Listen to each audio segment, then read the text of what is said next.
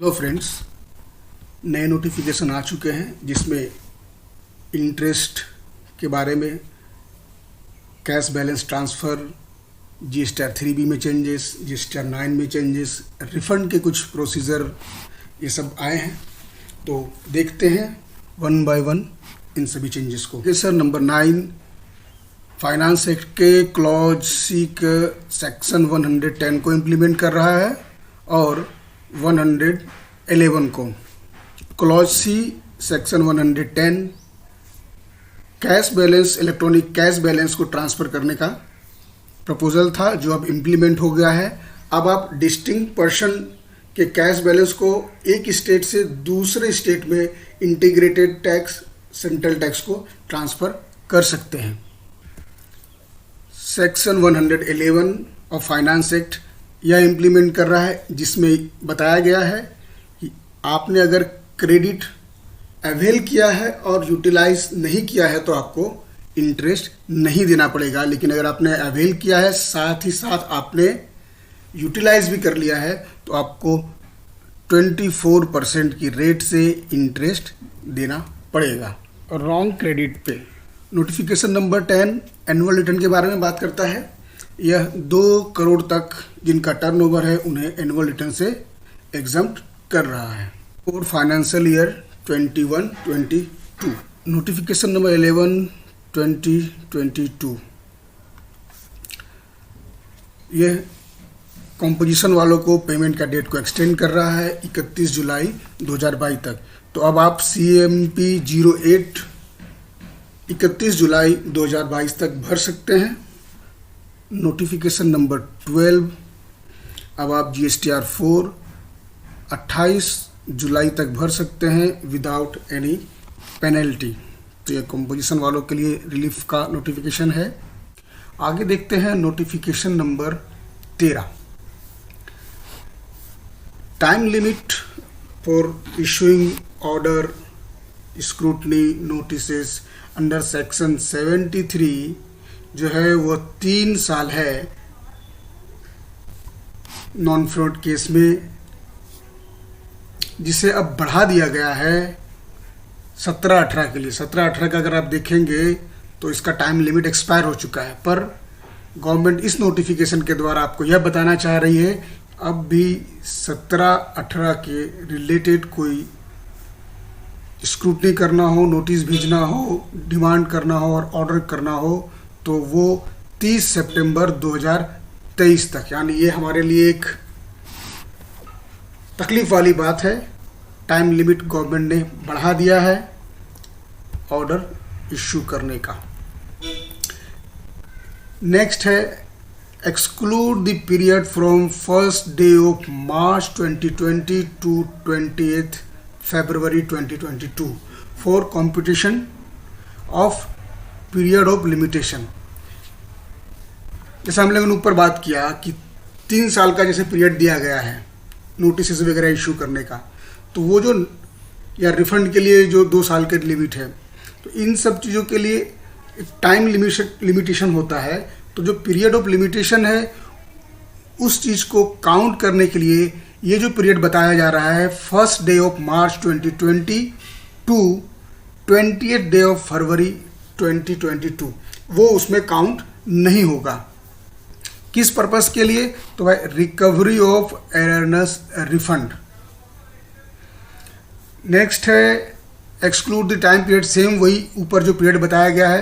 Competition of limitation of refund application, दोनों चीज़ के लिए बताया गया है। आप रिफंड का जो अप्लाई करना चाहते हैं, रिफंड लेना चाहते हैं, तो उसके लिए जो अगर ये टाइम लैप्स हो जा रहा था तो उसमें इसको काउंट नहीं करना है। ठीक उसी तरह अगर गवर्नमेंट को गलत रिफंड अगर गवर्नमेंट ने इशू कर दिया है तो उन्हें भी यह टाइम लिमिट एक्सक्लूड करना है। खास देखने की बात है कि नोटिफिकेशन नंबर 13 एप्लीकेबल कब से हो रहा है, तो इसे फर्स्ट डे ऑफ मार्च 2022 से ही एप्लीकेबल कर दिया जा रहा है क्योंकि पीरियड हमें 2022 का काउंट करना है। नेक्स्ट देखते हैं नोटिफिकेशन नंबर 14। ये रूल्स में चेंजेस ला रहे हैं और इसका नाम दिया गया है central goods and services tax amendment rule 2022। तो जैसा कि प्रपोजल था काउंसिल मीटिंग में कि जिनका रजिस्ट्रेशन सस्पेंड कर दिया गया है due to non filing of returns for a specified period, जो कि 3 महीना और 6 महीना है, तो उस केस में जिनका सस्पेंड हुआ है पर कैंसिल नहीं हुआ है और वो रिटर्न्स फाइल कर देते हैं, जो भी रिटर्न्स पेंडिंग है, तो उन्हें ऑटोमेटिक रजिस्ट्रेशन एक्टिव कर दिया जाएगा। उसके लिए अलग से एप्लीकेशन करने की ज़रूरत नहीं है। बहुत ही अच्छा चेंज है जो एसएससीज के बेनिफिट के लिए है। अमेंडमेंट इन रूल 43, इसमें एक्सप्लेनेशन दिया जा रहा है, एक्सप्लेनेशन इंसर्ट किए हैं, जिसके द्वारा अब क्रेडिट रिवर्सल नहीं करना पड़ेगा ड्यूटी क्रेडिट स्क्रिप्ट के सामने, वो वैल्यू इंक्लूड नहीं होगा रिवर्सल के वैल्यूशन के लिए। नेक्स्ट है 4 नंबर में, ये रिलेटेड टू ई इनवॉइस से है। जैसा आप सबको पता होगा कि फ्रॉम फाइनेंशियल ईयर 17-18 से जिनका भी टर्नओवर 20 करोड़ के ऊपर है उन्हें 1 अप्रैल 2022 से ई इनवॉइस बनाना कंपलसरी था। ये लिमिट पहले 100 था, फिर 50 हुआ, अभी ये 20 पे है। तो कुछ लोग ऐसे हैं जिन्हें इनवॉइस बनाने की ज़रूरत नहीं है इवन दो कि उनका टर्नओवर 20 करोड़ के ऊपर है। तो जो लोग ऐसे हैं, ये स्पेसिफाइड किया गया है, वो डिटेल में नहीं जाते हम। जो लोग ऐसे हैं जिनका टर्नओवर 20 करोड़ के ऊपर है फिर भी उन्हें ई इनवॉइस बनाने की ज़रूरत नहीं है, तो उन्हें इनवॉइस में ये डिक्लेरेशन देना पड़ेगा कि हमारा टर्नओवर तो एक्सीड कर रहा है but we are not liable to generate e invoice. Next है रिलेटेड टू रिफंड, ये भी रिफंड से रिलेटेड है। एरोनियस रिफंड के कारण जो पैसा ब्लॉक हो जाता है एसएससी का, वो वापस रिक्रेडिट करने के लिए नया फॉर्म ला रहे हैं, जो कि PMT 03A होगा, जिसके थ्रू आपको रिक्रेडिट कर दिया जाएगा आपके एरोनियस रिफंड जो सैंक्शन हुआ था वो, या उससे रिलेटेड इंटरेस्ट या पेनल्टी जो भी आपने जमा किया होगा, वो सभी चीज़ों को वापस रिक्रेडिट आपके इलेक्ट्रॉनिक क्रेडिट लेजर में करने की व्यवस्था किया जा रहा है। बहुत ही बढ़िया कदम बोला जा सकता है। अब IMPS UPI की फैसिलिटी दिया जाएगा पेमेंट के लिए। पहले हम UPI का यूज़ नहीं कर रहे थे, जबकि आप सबको पता है अभी बहुत ही ज़्यादा UPI का हम यूज़ कर रहे हैं। तो अब टैक्स पेमेंट UPI के थ्रू भी आप कर सकते हैं। तो इससे रिलेटेड जहाँ जहाँ जो वर्ड्स चेंज करने थे UPI को डालने के लिए, वो सारे चेंजेस रूल्स में किए जाएंगे। नेक्स्ट है PMT 09, ये जो अपना कैश लेजर है उसका अमाउंट एक स्टेट से दूसरे स्टेट में ट्रांसफ़र कर सकते हैं। उससे रिलेटेड चेंजेस हैं रूल्स में। बाय डिस्टिंक्ट पर्सन अपना कैश लेजर में जो बैलेंस है एक स्टेट से दूसरे स्टेट में, चाहे वो इंटरेस्ट का हो, फी का हो, पेनल्टी का और एनी अदर अमाउंट, वो ट्रांसफ़र कर सकता है। ये फैसिलिटी एक्टिव कर दिया जाएगा, पर इसमें कंडीशन डाल दिए गए हैं, जो provided that no such transfer shall be allowed if the said registered person has any unpaid liability in his electronic liability register. यानी अगर आपका कोई लायबिलिटी दिखा रहा है, गवर्नमेंट ने कुछ डिमांड किया है, आपको कुछ पे करना है और फिर भी आप आपका कैश लेजर से ट्रांसफ़र करना चाहते हैं, तो वो अलाउ नहीं करेंगे। यह एक इन्होंने शर्त रखा है। रूल 88B(1) बता रहा है कि आपने अगर कोई टैक्स किसी पीरियड के लिए डिक्लेयर किया है और वो उसी पीरियड में आपने शो दिखा दिया है, यानी फर्निश कर दिया उसी पीरियड में, और वो आप लेट पेमेंट कर रहे हैं, तो आपको इंटरेस्ट लगेगा। किसके ऊपर?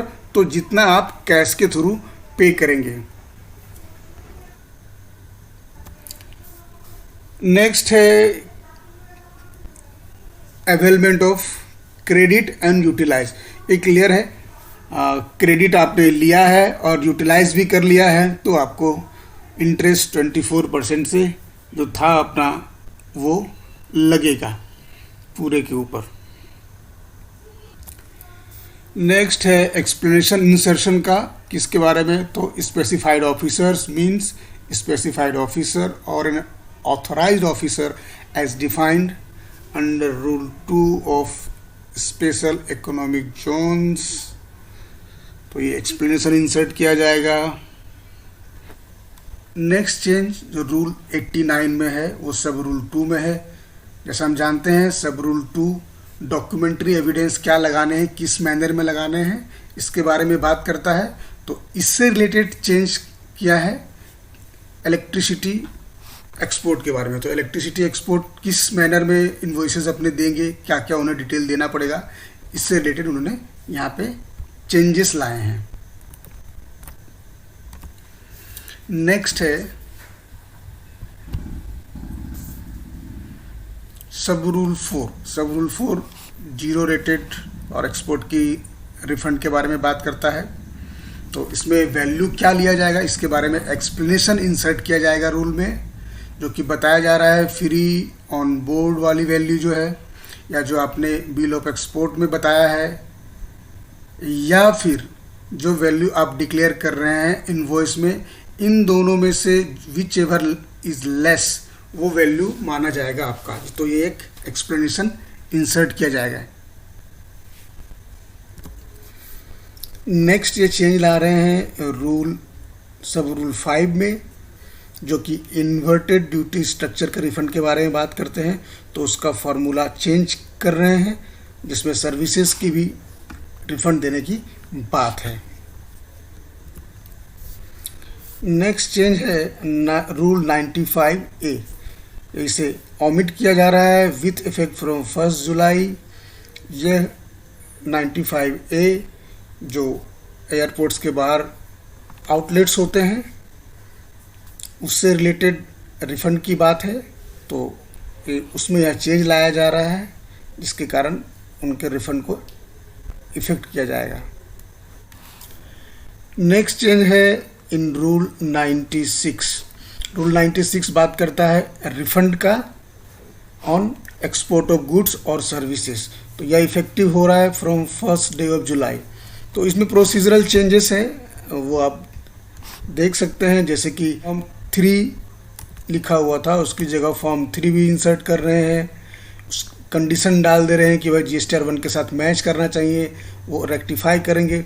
इस तरह की प्रोसीजरल चेंजेस कर रहे हैं रूल 96 में क्लॉज B में।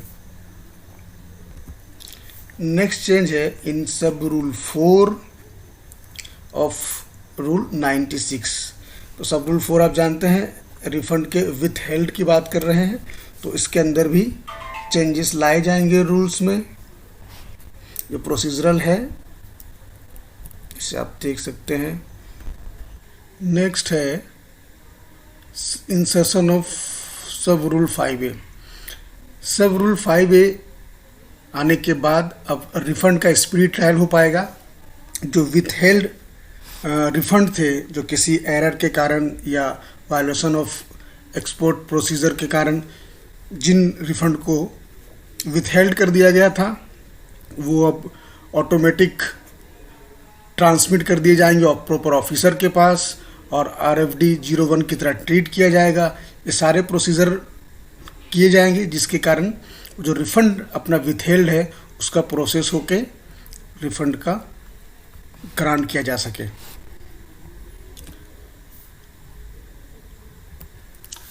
नेक्स्ट चेंज जो सभी के लिए एप्लीकेबल है GSTR 3B में। तो देखते हैं GSTR 3B में क्या क्या चेंजेस ये लोग लाने वाले हैं। तो फॉर्म जो हम पहले देखते थे और अब जो देखेंगे उसमें चेंज रहेगा। ये दो आप देख सकते हैं डिटेल्स एडिशनल यहाँ पे आपको देखने को मिलेंगे। कौन से? तो electronic commerce operator page tax under sub section 5 of section 9। तो जो लायबिलिटी है इलेक्ट्रॉनिक कॉमर्स ऑपरेटर का वो अब यहाँ अलग से आपको देखने के लिए मिलेंगे GSTR 3B में।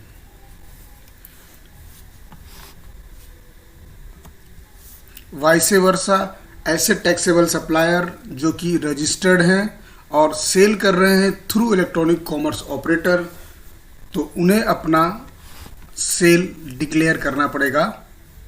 ये कॉलम 2 के अंदर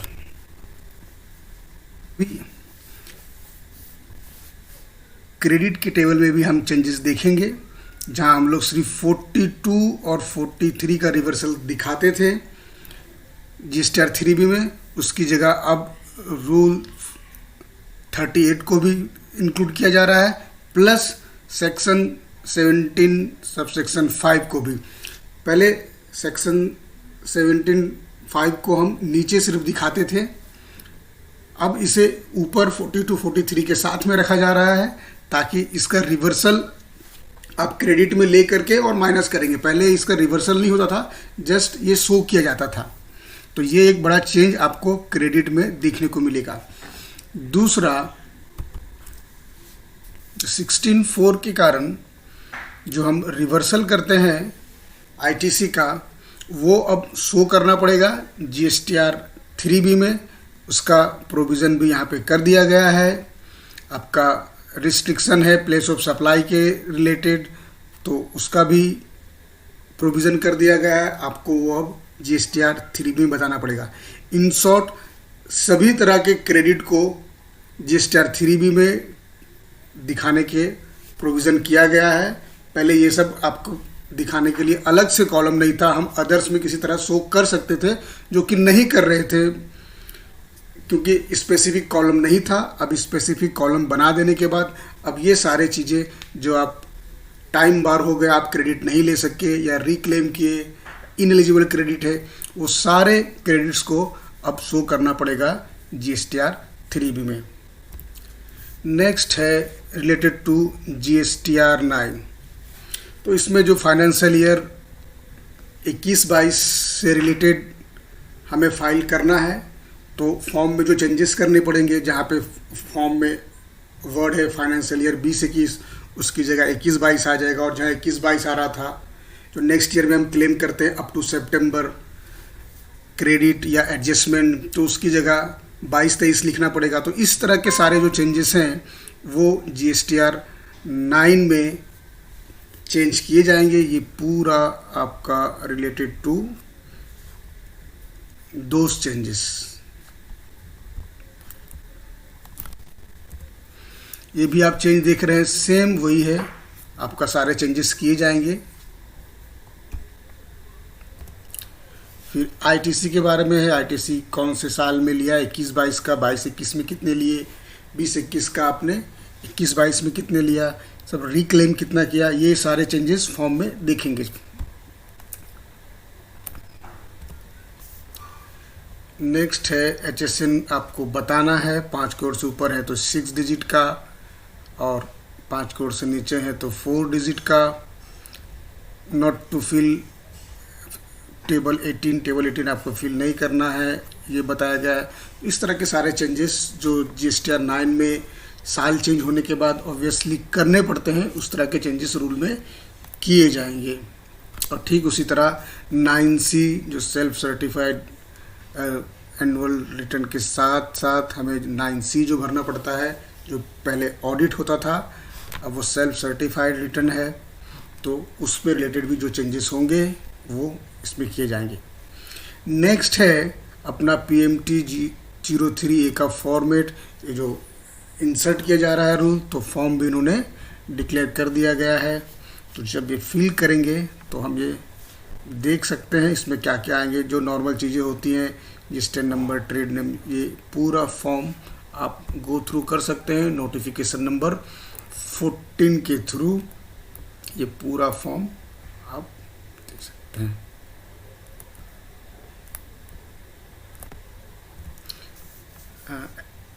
refund of electricity exported without payment of tax का भी फॉर्मेट इन्होंने स्टेटमेंट 3 भी बता दिया है। जो हम लोग रूल में चेंज देख रहे थे, उन्हें क्या क्या किस फॉर्मेट में हमें देना है, तो ये पूरा फॉर्मेट भी गवर्नमेंट ने दे दिया।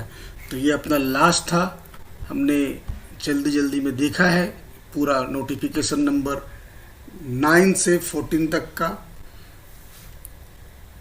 तो आपको इससे रिलेटेड कोई भी क्वेरी हो तो आप कमेंट करके बताएं, या कहीं कन्फ्यूज़न है तो वो भी कमेंट करके पूछें, जिसे हम फिर डिटेल में देखेंगे।